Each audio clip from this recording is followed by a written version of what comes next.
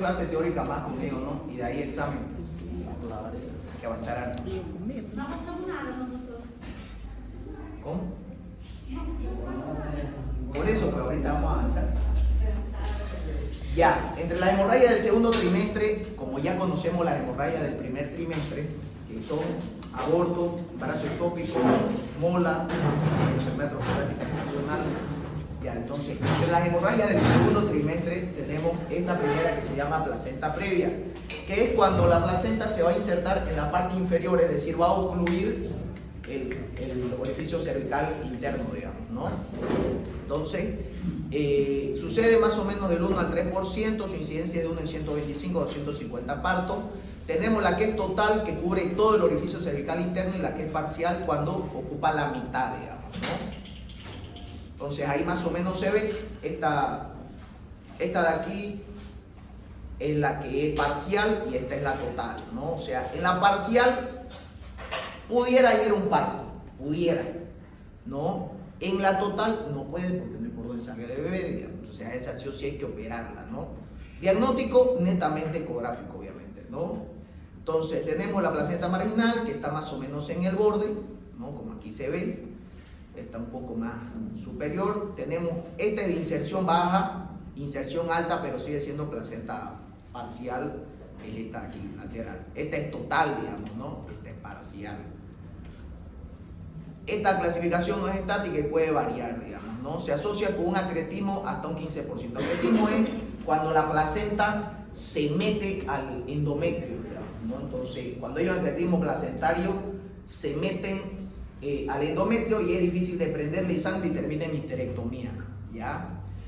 La mayoría no tiene una etiología específica, aparece con frecuencia en pacientes que tienen antecedentes de cesáreas a repetición por las cicatrices uterinas, legrados a repetición, pacientes que son multíparas, digamos, o sea, que han tenido 4 o 5 cesáreas, ahí va y se gana la placenta y se prende, digamos, ¿no?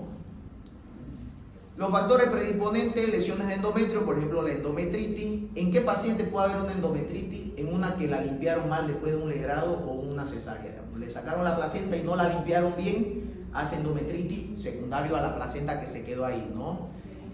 Patología del miometrio, como la miomectomía, la operan de un mioma usted, por ejemplo, y donde se pone el punto, porque el útero queda deforme, obviamente, por una miomectomía, ¿no? Entonces, donde vos ponés el punto, está la cicatriz, y la placenta, cuando se inserta y va creciendo, se queda ahí en la cicatriz, ¿no? Multiparidad, embarazos múltiples, gestantes mayores de 35 semanas, anemia, o con las anémicas, ¿no? Pacientes que consumen tabaco, cocaína, o que tienen eritolactosis, ¿no? Síntomas. La clave del síntoma de la placenta previa es sangrado. O sea, su signo principal es que sangra sin dolor. O sea, es esa paciente que se levanta, no tiene dolor, se limpia después de orinar y sale sangre, digamos. O está echada y sale sangre. Entonces, ella va a tu consulta 25 o 26 semanas y te dice, doctor, estoy sangrando, pero no me duele, ¿no? Entonces, esa es una de las características, para mí, del signo patognomónico, ¿no? ¿Saben qué es signo patognomónico? Signo patognomónico. Sí.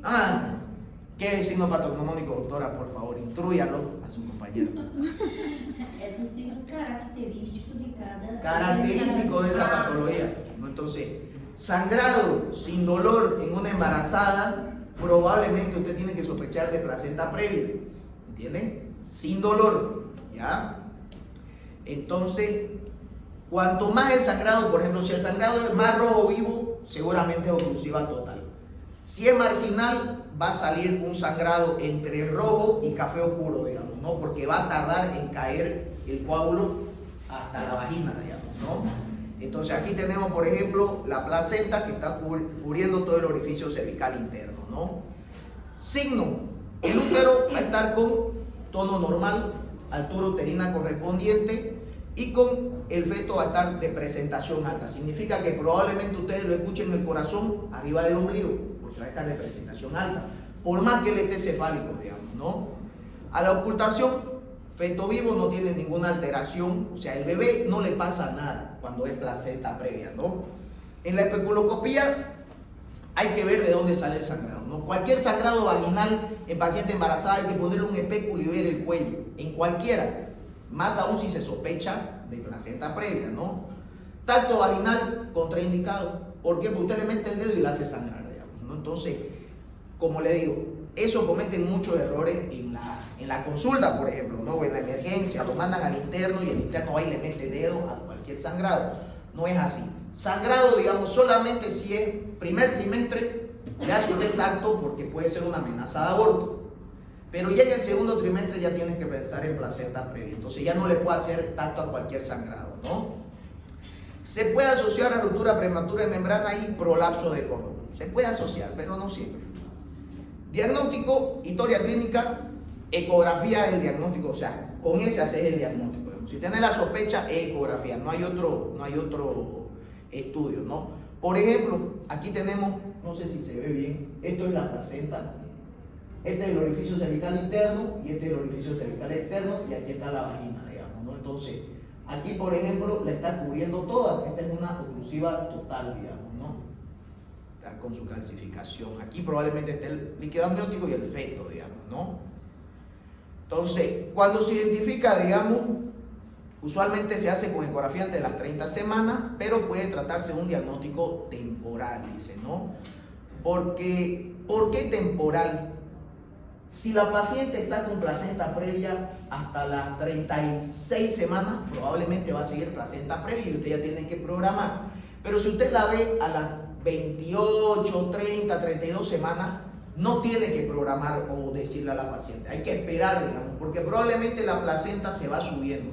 La gran mayoría de las placentas a las 18, 20 semanas es oclusiva total, la gran mayoría. Pero conforme va creciendo el embarazo, la placenta se va desplazando hacia el fondo, ¿no? Entonces, no hay que asustarle a la paciente, ¿no? Aquí, por ejemplo, tenemos, esta es una placenta marginal, no sé si lo ven aquí, está la placenta a este lado y llega más o menos hasta aquí del orificio cervical interno, o sea, no lo cubre totalmente como el anterior que lo cubría, ¿no ves? Esta de aquí lo tenemos hasta la mitad, el orificio cervical externo y acá está la vagina, ¿no? ¿Cómo se hace el manejo, no? Aquí, evitar el shock hipovolémico en caso de que, por ejemplo, la paciente tiene una ruptura de membrana y empieza a sangrar, pues no tiene cómo salir, digamos. Entonces hay que operar la emergencia, colocar 2 vías de grueso calibre, pedir sangre, si no hay sangre, por lo menos plasma o fibrinógeno, ¿no? Entonces hay que evaluar la magnitud del sangrado, edad gestacional y madurez pulmonar. Paciente que tiene placenta previa, hay que hacerle maduración pulmonar al bebé. ¿Cómo se hace la maduración pulmonar? Se le hace 12 miligramos de betametasona intramuscular hoy y 12 miligramos mañana, ¿no? O sea, 3 ampollas, viene de 4, ¿no? 3 ampollas hoy y 3 ampollas mañana, ¿no? Por 2 dosis. Se hace más o menos entre las 28, los libros dicen, ahorita la CEO, digamos, que es la Sociedad Española de Ginecología y Obstetricia, dice entre las 28 y las 33 semanas. En la Sociedad Americana de Ginecología, aquí la doctora lo está grabando, después lo sube. En la Sociedad Española de Ginecología, en la Sociedad Americana de Ginecología, de la 30 a la 34 se puede hacer maduración pulmonar. ¿En quiénes hay que hacer maduración pulmonar? Para que lo sepan, no es en todas las mujeres. Ahorita la mujer siempre va y le dice, hágame maduración, o en mi anterior hijo me hicieron maduración. El problema del corticoide en el bebé es que produce una patología, la van a averiguar para la próxima clase. ¿Qué patología produce el corticoide en la maduración pulmonar en el bebé? Van a ver que no hay que ponerle maduración a todos. Bueno, entonces, solo si tiene placenta previa, se ha sufrido amenaza de parto prematuro, si tiene antecedentes de diabetes gestacional, hipertensión gestacional. Cuando usted piensa que no va a llegar al final del embarazo, ahí se hace maduración pulmonar. ¿Ya? Entonces, puede haber presencia o no de trabajo de parto, puede haber diagnóstico de complicaciones maternas, etcétera, ¿no? ¿Cuál es usualmente el tratamiento, digamos, ¿no? Y esto es lo que les va a interesar. Cualquier paciente con placenta previa, o sea, cualquier sangrado en el embarazo, ¿qué se hace? Con cualquier sangrado en el embarazo, se interna. ¿Ya? Primer punto, cualquier sangrado en el embarazo se interna. Si es primer trimestre, ¿en qué vamos a pensar? O sea, si es hasta las 12 semanas. Amenaza de aborto, entonces la tenemos que internar. Segundo trimestre ya dijimos que vamos a pensar sangrado, paciente que viene con sangrado sin dolor, placenta previa. Entonces la internamos, ¿qué dieta le vamos a dar a una placenta previa? ¿Qué dieta? ¿Qué dieta le damos? ¿Qué opinan? Picante, condimentada, blanda. Bien, una dieta blanda. ¿Por qué? Porque si la placenta está ahí, yo le doy chicharrón de chancho hoy día con pataca, a lo mejor tiene diarrea o a lo mejor se hace títica. Entonces, esos dos extremos van a hacer que sangre porque ella va a pujar, digamos, ¿entienden? Entonces, blanda. 2. Solución, ya sabes, siempre le ponemos solución para que no se mueva, digamos, ¿no? Puede ser un Ringer, un fisiológico, hasta un dextrosa, digamos, ¿no? Dependiendo de cómo está la paciente. Si la paciente está anémica o se ve pálida, pues le pondré un hierro, digamos, ¿no? Si la paciente la veo que está medio desganada, pues le haré un vitaminado, ¿no? ¿Cómo se hace el vitaminado? En una solución se pone 2 ampollas de complejo B y una de vitamina C, ¿no? Se puede pasar a 30 gotas, ¿no? No va a pasar nada. 3. Paciente, por ejemplo, que está con contracción, se utiliza útero-inhibidores. ¿Se acuerdan que hablamos de que no se le puede dar Viadil a esas pacientes? ¿Por qué? Porque el Viadil lo relaja el cuello y lo va a hacer que se abra. Entonces, ¿qué se da? Butil bromuro de iosina. ¿Se acuerdan que le dije? Pues? Ese es el medicamento de elección, butil bromuro de iosina. ¿Ya? Butil bromuro de iosina, con H se queda. Butil bromuro de iosina, ¿ya? Ese medicamento es un útero inhibidor. Va a relajar la fibra del músculo uterino y por lo tanto va a bajar la contracción. Al no haber contracción, ella no va a sangrar, digamos, ¿no? Se puede colocar en ampolla viene de 10 miligramos y se coloca más o menos uno cada 12 horas, cada 8 horas, digamos. Ahora, se puede dar, de 5 miligramos en ampolla y de 10 miligramos en tableta. Cuando viene en tableta igual le pueden dar cada 8 horas vía oral, digamos, ¿no? Ahora, ¿qué pasa si no cede con esto? ¿Qué otro uteroinhibidor podríamos utilizar? Ya una vez lo nombré. Un uteroinhibidor que también tiene acción para bajar la presión. Nifedipino, ¿no? Entonces también podemos usar el nifedipino. El nifedipino viene de 2 dosis, de 10 y de 20. Aquí en Santa Cruz se pilla solo el de 10, ¿no? Entonces, podemos hacer nifedipino. ¿Cómo vamos a saber que la paciente está en contracción uterina? Podemos hacer manual, le topamos la barriga y vemos si se endura. Usa nifedipino o dos dois, ¿no? Puedes usar los dos juntos. Claro. Porque vos le estás dando, primero le estás poniendo butil bromuro de iosina en ampolla y no cede, y ya le haces nifedipino, digamos, que lo utilizas como uteroinhibidor.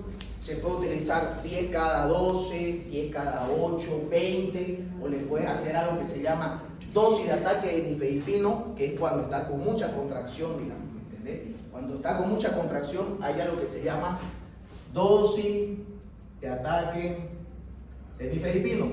¿Cómo se hace esto? Se da 20 miligramos de o sea, paciente que está doloridísima de la barriga, digamos, y no hay butil bromuro de iosina, está, por ejemplo, dilatando y no le querés poder Viadil porque está de 35 semanas, le da dosis de ataque de nifedipino, 20 miligramos está y luego le da 10 miligramos cada 20 minutos, ¿me entiendes? Por decirle, si le doy a las 14, a las 14:20, a las 14:40 y a las 15, ¿no? Le da por 3 tomas más, ¿entienden? Y se le vuelve a hacer monitoreo, digamos. El monitoreo se hace a partir de las 28 semanas, ¿no? ¿A qué fue? Aquí fue el lunes. ¿Quién fue el lunes ayer? El doctor, ¿no? Estábamos enseñando monitoreo fetal en la práctica, ayer, ¿no? Entonces, se le hace monitoreo fetal, ¿no? Entonces a la paciente. Ya entonces, ¿qué más se da?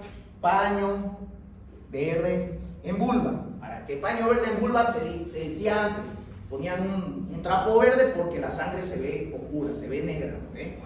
¿Qué más se hace? Se solicitan todos los laboratorios que ustedes ya saben. Hemograma, coagulograma, perfil, ecografía. Se hace sí o sí una ecografía, ¿no? Y si la paciente está a menos de 34 semanas, se hace la corticoterapia, ¿no? Que 12 miligramos de Dexa o de betametasona por dos días, digamos, ¿no? O sea, por ejemplo, si le ponen hoy día a las 4 de la tarde, mañana le tienen que poner igual a las 4 de la tarde, ¿no? Menos de 34 semanas. Si la paciente, por ejemplo, se le pone a las 29 semanas y desencadena un trabajo de parto a las 36 semanas, por ejemplo, como todavía está prematuro, yo le puedo poner una dosis más, o sea, 12 miligramos más, y operarlo a las 24 horas. Pero, ¿qué dice la teoría? La teoría dice que a las 34 semanas el pulmón del bebé ya está maduro, entonces no va a necesitar, ya. Van a averiguar qué hace el corticoide en los niños, ya, para que vean por qué no hay que ponerle, ya. Entonces ya saben, ¿no? Lo que vimos, se hace madurez, reposo, etc. El monitoreo, ¿saben monitoreo fetal? No saben, ¿no? Porque no hemos avanzado. Solo los que fueron a la práctica ayer sabrán. Doctora, órale. Ahí yo le voy a dar algo. No sé, no tengo borrador. Ahí viene Kleenex. Barbijo, le pido. Ahí le leo Kleenex a la doctora. ¿Qué doctora? Yo tengo Kleenex. Entonces, ¿qué tipo de cesárea vamos a elegir? Cualquier placenta previo exclusiva total se opera, o sea, no se manda a parto, no hay posibilidad. Se opera, ¿cuál? La más frecuente es la KER, digamos, ¿no? ¿Cuál es la KER? Es esta incisión de aquí. Se llama arciforme tipo KER. ¿Por qué arciforme? Porque tiene forma de sonrisa, por nada más. ¿Por qué KER? Porque un tipo llamado KER fue el que lo inventó, arciforme tipo KER, ¿ya? ¿Qué se hace en estos casos cuando es placenta previa, digamos, ¿no? Por ejemplo, puede ser, si no es una placenta ácreta o pércreta, que son las placentas que están adheridas al miometrio, se la puede desprender fácil, pero el problema, digamos, de estas placentas a veces es que se prenden al miometrio y no desprenden. Entonces, en ese caso, se termina haciendo una histerectomía, ¿no? Termina haciendo una histerectomía, pues no se puede desprender. Gracias, doctora. ¿Ya? Otra causa de hemorragias del segundo trimestre es algo que se llama desprendimiento prematuro de placenta, que ayer se lo nombré, ¿no? En la clase, en la práctica, ¿no? ¿Qué va a ser el desprendimiento prematuro de placenta o abrupto placentario, que también se llama? Es la separación parcial o total de la placenta inserta después de las 22 semanas y antes del nacimiento del feto, ¿no? O sea, después de las 22 semanas, cuando ya está en el segundo trimestre, se desprende la placenta y obviamente se va a morir el feto, digamos, ¿no? Esta es una de las complicaciones más graves y causa un incremento del 50 al 80% en la mortalidad fetal y 0.5 al 5 en la materna, ¿no? O sea, ¿por qué es tan alto el índice de muerte en estos bebés?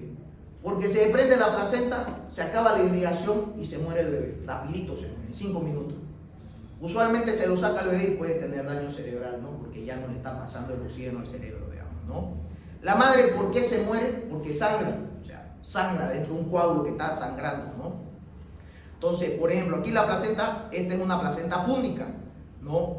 Esta es la placenta, debería estar pegada acá, entonces se forma un coágulo y se va desprendiendo y se va formando el coágulo gigante y ya no hay cómo haya el intercambio madre-feto. Entonces el bebé se muere rapidito, ¿no? ¿Por qué se va a caracterizar? Puede ser por una ruptura espontánea de un vaso de la decidua de las arterias, digamos, maternas, que son las que se meten al miometrio, que va a provocar la formación de un hematoma. Entonces, puede ser muchas causas. Puede ser que se reviente un vaso, puede ser un aumento de una presión intraabdominal, puede ser que su marido se enojó y le tiró una patada en la barriga a la mujer y hizo que haya un hematoma retroplacentario. La mujer se estaba bañando y se cayó sentada y hizo que haya un hematoma retroplacentario. O sea, pueden ser muchas las causas, ¿ya? Entonces, si el proceso continúa, ¿por qué se va a caracterizar? Porque va a tener una sangre rojo vinosa y va a tener dolor. O sea, la paciente se caracteriza porque, a diferencia de la anterior, que era sin dolor y rojo rutilante, esta va a ser con dolor y rojo vino, así como el vino medio oscuro, ¿no? Entonces, desde el hematoma inicial puede haber extravasación sanguínea, sanguiometrio y la superficie peritoneal, ¿no? El famoso útero de Curbelier, digamos. ¿Qué es el útero de Curbelier? Que el útero, como se desprende la placenta, forma un hematoma. Entonces el útero se va a ver violáceo, digamos, ¿no? Así medio guindo, ¿no? Entonces, y esto obviamente, o sea, como son coágulos, puede pasar esos trombos al torrente sanguíneo y provocar la SID, ¿no? Que es la coagulación vascular diseminada, ¿no? O sea, es un problema grave ya, digamos, ese, ¿no? Entonces, por ejemplo, aquí vemos, esta es la placenta y el hematoma, ¿no? El hematoma aquí grande que se está desprendiendo, digamos, ¿no? Entonces, la causa primaria del DPP normoinserto se desconoce, existen varias condiciones, ¿no? Factores de riesgo, por ejemplo, enfermedad hipertensiva del embarazo, gran multiparidad, embarazos múltiples, o sea, embarazos gemelares, mellizos, etc. Traumatismos externos, directos o indirectos, cordón corto, antecedentes de DPP, 17% de recidiva, deficiencia de vitaminas, tabaquismo, edad materna avanzada, escaso aumento de peso durante el embarazo, ¿no? Factores de riesgo, enfermedades vasculares, diabetes, nefropatía, iatrogenia, malformaciones uterinas, etcétera, ¿no? Entonces, esos son los diferentes. Por ejemplo, aquí tiene una paciente lateral, se fue desprendiendo, digamos, ¿no? Esta fúndica, digamos, ¿no? O sea, lo va comprimiendo cada vez más al bebé y se hacen coágulos isquémicos, ¿no? Forma leve, grado 1, no afecta al feto, digamos, ¿no? El diagnóstico se hace después del alumbramiento. O sea, el grado 1 es, por ejemplo, sale el parto y usted cuando saca la placenta ve en el fondo unos pedazos negros en la placenta, isquémicos, digamos, ¿no? Y dice, estaba haciendo un DPP, digamos. O le hacen una cesárea y la paciente previamente a eso estaba con unas contracciones fuertes. Pues la paciente te dice, ¿sabes qué, doctor? Yo estaba muy dolorida, se me duraba mucho la barriga y me duraba harto el tiempo que estaba el útero contraído. En esa paciente que dura más de 2, 3, 4 minutos el útero en contracción, probablemente están haciendo un desprendimiento prematuro de placenta, ¿no? Entonces, te la saca la placenta y la ve y se ven los coágulos, pero no se ve útero de Curbelier, solo se ven los coágulos isquémicos, ¿no? Puede haber sangrado externo escaso o ausente. ¿Por qué escaso o ausente? Porque si el desprendimiento es corto, o sea, si el desprendimiento, por ejemplo, es de aquí, ¿no? Esta es la placenta, y se hace un coágulo acá, hasta que esta sangre caiga, va a pasar tiempo, no va a caer en chorro, entonces probablemente salga oscura, digamos, ¿no? El útero puede estar normal o ligeramente con hipertonía, la frecuencia cardíaca normal o taquicárdico, y el test de Wiener normal, digamos, que es compresión y descompresión. ¿Cuál es el doctor usted que fue? Frecuencia cardíaca fetal normal, ¿cuánto era? 120 a 160, ¿no? Ahorita le voy a mostrar cómo se vería en un monitoreo fetal. En el grado 2 ya hay cambios en la frecuencia cardíaca fetal que sugieren hipoxia. Cuando el bebé está en hipoxia, ¿qué pasa? Primero, él entra, trata de compensar, digamos, como cualquier persona que está por morirse. Cuando usted está por morirse, lo primero que hace tu cuerpo es quitarle la sangre a todos los otros órganos menos importantes, para tratar de compensar el cerebro, el corazón y el flujo sanguíneo, o sea, lo que pasa en cualquier cuerpo, ¿no? El bebé hace lo mismo. Entonces el bebé al comienzo acelera, taquicárdico, o sea, lo siente la madre, ¿no? Que está taquicárdico, pero él está aumentando el flujo para bombear más sangre al corazón y al cerebro y a los pulmones, que son los 3 órganos donde más trata de bombear. Y le quita a quién es el flujo sanguíneo, a los intestinos, a las extremidades, etc. Por eso es que los bebés, cuando están en sufrimiento fetal, se hacen caca, porque como le quita al peritoneo y al epíplon el flujo sanguíneo, los esfínteres se aflojan y sale la materia fecal del bebé. ¿Me entienden? Por eso meconio es sufrimiento fetal, ¿ya? ¿Cómo puede estar? El dolor va a ser moderado o intermitente, o sea, moderado es que va a doler, no le va a doler extremadamente. Intermitente es decir que se le va a endurar y va a pasar. Se le va a endurar y va a pasar. Una mujer que va a estar en contracción constante, ¿no? Y en el grado 3 ya es un hematoma muy grande, incorpora las características del grado 2, o sea, puede haber bradicardia, digamos, ¿no? Bradicardia fetal, etc. Y ya puede haber paso de los coágulos, digamos, de esta sangre mala al torrente sanguíneo y ya da el sí, digamos, ¿no? Que ya es algo grave en la madre, ¿no? Ya la mata a la madre, ¿no? Entonces, el diagnóstico, ¿cómo se va a hacer? Hemorragia externa, que no guarda relación con el estado de la paciente. Dolor uterino severo. Acuérdense, dolor y sangrado color vino, DPP, útero leñoso, duro. A diferencia de placenta previa, que era rojo vivo, sin dolor. Acuérdense porque eso va a quedar en el examen, ¿ya? Útero duro, leñoso, está en constante contracción, ¿no? Altura uterina sin relación con la edad gestacional. Porque, como ya avanzamos, conforme va creciendo el embarazo, por ejemplo, si la paciente está de 30 semanas, probablemente la altura uterina va a estar 29 a 31, digamos, más o menos ese parámetro va creciendo igual hasta las 34 semanas y después va creciendo menos, ¿no? Pero más o menos es la similitud, ¿no? Entonces, ¿qué va a pasar?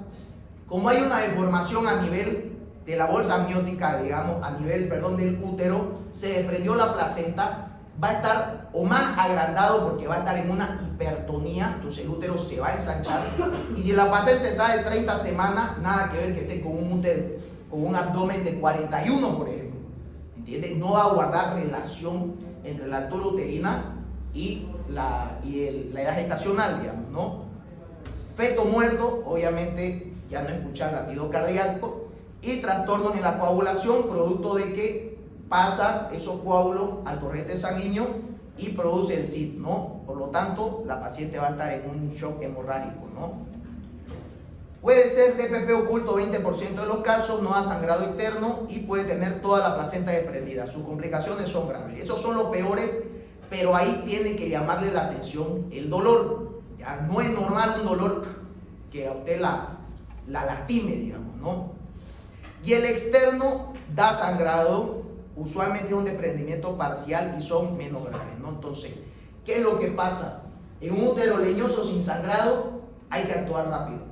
En una paciente que tiene un útero leñoso, no tiene mucho dolor y tiene sangrado, se puede actuar todavía, tener una media hora para actuar, digamos, ¿no? El problema es que usualmente cuando ya entra, digamos, ya está muerto el bebé, ¿no? Entonces, los hallazgos negativos en la ecografía no excluyen un desprendimiento de la placenta. La ecografía tiene una utilidad limitada en el diagnóstico de desprendimiento prematuro de placenta. El diagnóstico es clínico, a diferencia del anterior que era ecográfico. ¿Por qué? Porque tiene que ser un tipo que le sepa la ecografía para poder ver el hematoma retroplacentario. No cualquiera lo ve el hematoma retroplacentario, ¿ya? Manejo. La clave aquí es clínica. Si viene una paciente a su emergencia que les dice, ¿sabe qué, doctor? Estoy doloridísima y el útero así durísimo, ya tenés que pensar en que es un DPP. Haya o no haya sangrado. Si hay sangrado violáceo, más aún. ¿Qué es lo que tenés que hacer? Monitoreo fetal. Principal, monitoreo fetal. ¿Por qué le tienen que hacer monitoreo fetal? No sirve de nada el pinar. No sirve de nada el pinar porque el pinar es un tubo para escuchar el corazón.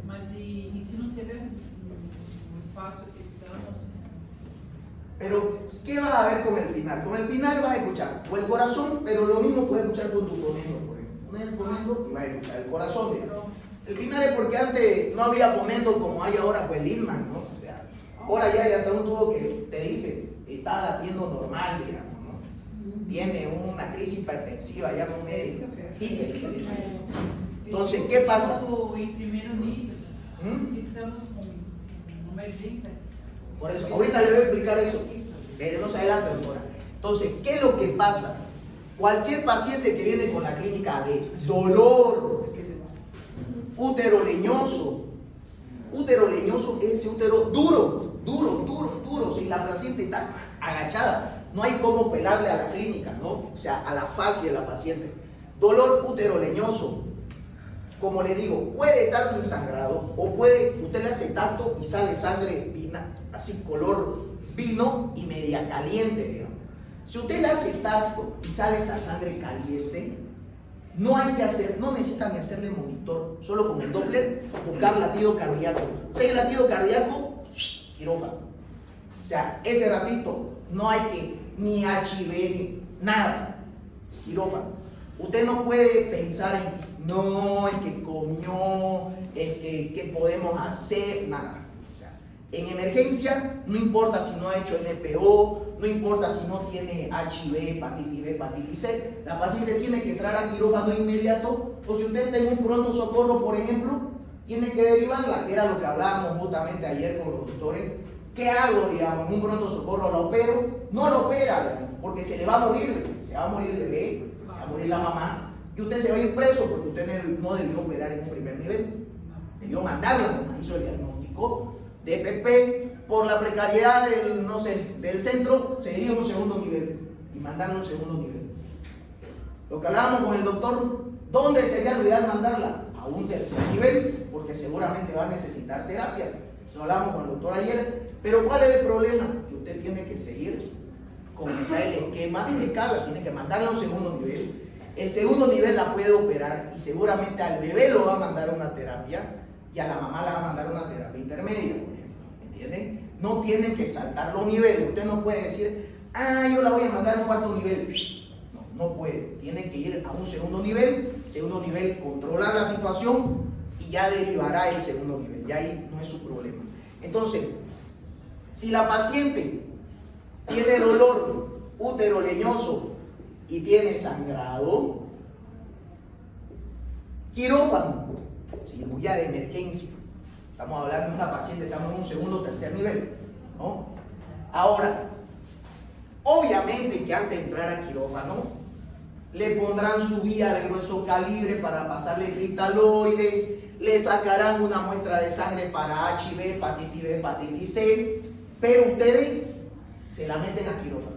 En quirófano tienen que operarla como si fuera una paciente con alguna enfermedad de transmisión, con cuidado, obviamente. Y ya después de que salga, verán los laboratorios, ¿no? Revisar si te pinchan porque no sabes qué tiene la paciente, ¿no? Paciente sale, se lo da al bebé. Obviamente le medimos frecuencia cardíaca antes para ver si estaba vivo. ¿Por qué? Porque si está frecuencia cardíaca fetal negativo, no hay para qué entrar a la carrera. Si está frecuencia cardíaca fetal negativo, ya hay que decirle a la madre, le vamos a hacer una ecografía para ver si hay latido, dónde fue el desprendimiento, etc. Y dependiendo de la cantidad de sangrado, ya pediremos sangre, pediremos los laboratorios y seguramente a las 2 o 3 horas podemos entrar a quirófano. ¿Entienden? Si ya está muerto el bebé, ¿no? 2 o 3 horas, eso va a depender del hospital donde esté, digamos, ¿no? Pero ya vos le tenés que decir, señora, ella tiene un EPP, hay que operarla, le vamos a pedir todos los laboratorios, vamos a encargar sangre y seguramente va a salir muerto el bebé. Para que ella ya esté preparada, ¿no? Para que no diga, ay, usted me lo mató, ¿no? Que es lo primero que dicen las mujeres. Ahora, si la paciente, por ejemplo, viene con dolor útero leñoso leve y no hay sangrado, que no diga, lo primero que usted tiene que hacer ahí en la emergencia es hacerle un monitoreo fetal.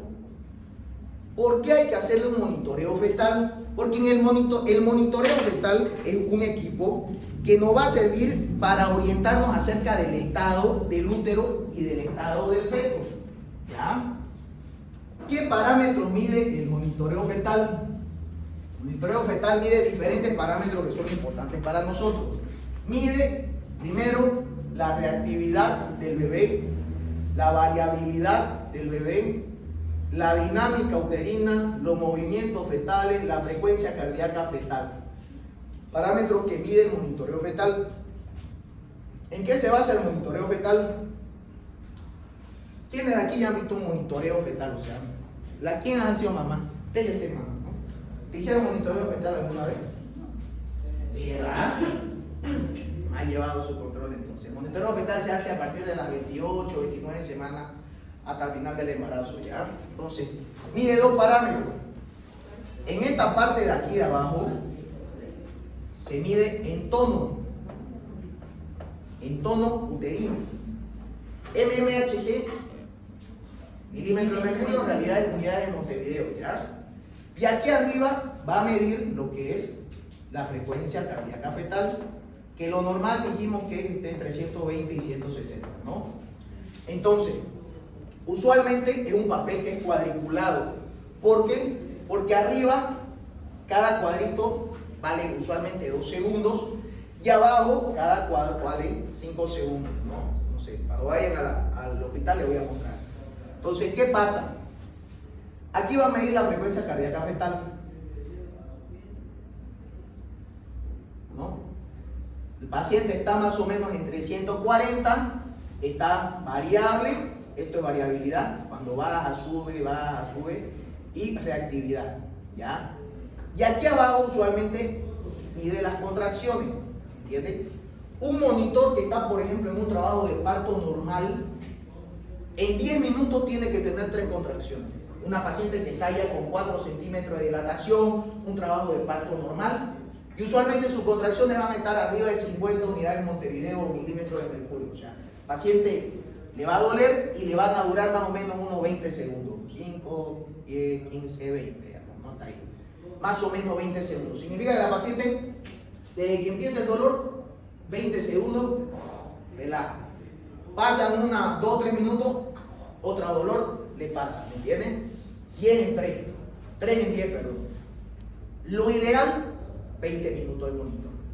Pero como aquí en Bolivia no tenemos papel, no tenemos monitor, no tenemos nada, hacemos solo 10 minutos. A necessidade foi assim, ¿Mm? no hospital desse jeito, ele não No tenía nada. nada, né? Ah, ya. Alguien salió bien. Teria outro lugar, teria um monitor que colocava as placas na barriga da mamã. De acordo com o movimento fetal, de contracción, usted tenía una bomba que usted apretar. Lo que pasa es que el equipo, a ver, más o menos se lo voy a dibujar como es. Aquí está la caja con los, qué sé yo, los botones, y aquí está una pantalla, ¿ya? De aquí le salen 3 cosas. Uno que es el botón para que la madre apriete cuando se mueve el bebé, de movimiento. Otro que es un redondito así, que te mide la dinámica uterina. Ese es donde se pone. Por ejemplo, si esta es la barriga, digamos, ¿no? Los pechos, el ombligo y más o menos hasta aquí está, ¿no? La altura uterina, por ejemplo, ¿no? Entonces, ¿usted qué hace? Del fondo uterino baja la mano y a los 4 dedos, o sea, a los 4 dedos lo coloca el toco. El toco siempre tiene así como una gomita sobre levantada. Ese solamente se lo asienta, no se lo aprieta. Porque él lo que tiene que medir es cuando se endura la barriga, la va a tocar esa gomita y va a hacer que se endure, ¿me entiende? Va a captar la contracción. Entonces, esto es toco. Y hay otro que es para medir la frecuencia cardíaca fetal. La frecuencia cardíaca fetal, usted va a tener que hacer Leopold si está a la derecha, si está a la izquierda, si está cefálico, si está podálico, y lo pondrá el toco, el que es de frecuencia cardíaca fetal. Es el que le va a medir la frecuencia cardíaca fetal, ¿entienden? Entonces, todo este aparatito va a empezar a dar esta imagen en un papel que va saliendo, ¿no? Va saliendo. Entonces, ¿qué es lo que pasa? En una paciente que está con un DPP, ¿por qué dijimos que se caracterizaba? Por un dolor y una contracción sostenida, ¿ves? Entonces la contracción va a ser de gran intensidad y le va a costar bajar. Entonces usted va a ver esto en el monitor. Si usted ve esto en el monitor, porque usualmente el interno lo que hace es hacer monitor. Si usted ve esto en el monitor, usted le tiene que ir a avisar a su residente que está pelotudeando por allá con la enfermera. Oye, hay un DPP en la sala de monitor, ¿me entiende? Y ahí lo van a mirar como, ¿sabe? ¿No? Peor aún si usted le hace, doctor, hay un DPP porque está consagrado de glutazo, útero en, no sé, de pulvería, no sé qué, leñoso, no sé cuánto, quirófano. O sea, no van a tomar ustedes la decisión, pero le pueden sugerir, doctor, deberíamos operarla. ¿Entienden? Entonces, así se ve el monitor. Puede estar la frecuencia cardíaca normal, pero sí o sí, útero leñoso, contracción sostenida. Dura harto la contracción, 2 o 3 minutos, la paciente dolorida, digamos ahí, ¿me entienden? Ahora, la frecuencia cardíaca fetal, como les digo, Al comienzo está normal, pero conforme se va deprimiendo más y más, empieza a faltar el oxígeno al bebé. Lo primero que hace es taquicardia al bebé. Se va la presión, se va por arriba. Para que sea taquicardia, 10 minutos tiene que ser. Y va a hacer ligeras desaceleraciones. Desaceleraciones que de estar alto se baja a menos de 120 y le cuesta a veces recuperar. O sea, a él, que estaba a 160, 170, se le corta el oxígeno y se deprime el bebé y se baja a 60 y le cuesta recuperar, ¿no? 60, 49, o sea, ahí voy a saber que se está muriendo, está en hipoxia, ¿no? Ya sabes que se va a morir el bebé, ¿entiendes? Prefiero yo sacarlo con taquicardia que con bradicardia. Taquicardia mejor que con bradicardia. Bradicardia, difícil de animarlo, ya está en hipoxia, daño cerebral. Entonces, clave, monitoreo fetal en estas pacientes, ¿entiendes? Solamente le vamos a hacer monitoreo fetal cuando no haya sangrado, útero leñoso, se escucha frecuencia cardíaca fetal, vemos esto, TPP. Le podríamos pedir una ecografía, pero con esto ya podemos hacer el diagnóstico. O sea, con el monitoreo fetal ya se hace el diagnóstico, más que con la ecografía, ¿entienden? La ecografía hay que buscar a la ecografista, a lo mejor la que hace ecografía, la doctora no es tan buena, y no va a poder ver y no va a ayudar en nada. Entonces usted ve esta imagen, quirófano, no hay que hacerle, ¿entienden? Ya, eso es. ¿Qué más se hace? Una vez sale, digamos, por ejemplo, ¿qué es lo que pasa con los úteros que están muy hiperextendidos todo el tiempo? Cuando sale el bebé y sale la placenta, el útero queda blando, o sea, muy blandito, hacen atonía uterina. Entonces, ¿qué pasa cuando hay esta atonía uterina? Podemos ponerle oxitocina, metergin para que deje de sangrar, porque el útero va a estar tan blando que no va a poder contraerse. Si el útero no se contrae, usted no lo puede cerrar así blandito. Si no logra que se contraiga, hay que sacarle la matriz. O sea, muchas veces termina en histerectomía, digamos, ¿no? Hay que tratar de que no termine en histerectomía. Para eso ahorita ya hay un montón de medicamentos. Usualmente a mí me gusta ponerle el... ¿Qué se llama este medicamento? Duratocin se llama. Que es un medicamento que lo hace que se contraiga, digamos, el útero, ¿no? Si usted pone Duratocin ya no necesita oxitocina, no necesita nada, solo que la ampolla vale como 400 pesos, digamos. Pero justifica, digamos, ¿no? A que le saquen la matriz. Si está sangrando, le vamos a poner sangre, plasma. Ya saben que si no hay sangre ni plasma, ¿qué le vamos a pasar si estamos en un hospital de segundo nivel y no hay sangre ni plasma? Solución, ¿no? Cristaloide, chorro.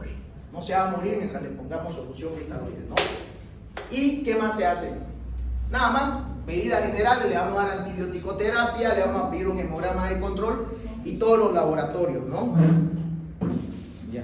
¿Hasta qué hora es esta clase? Ya, tenemos tiempo.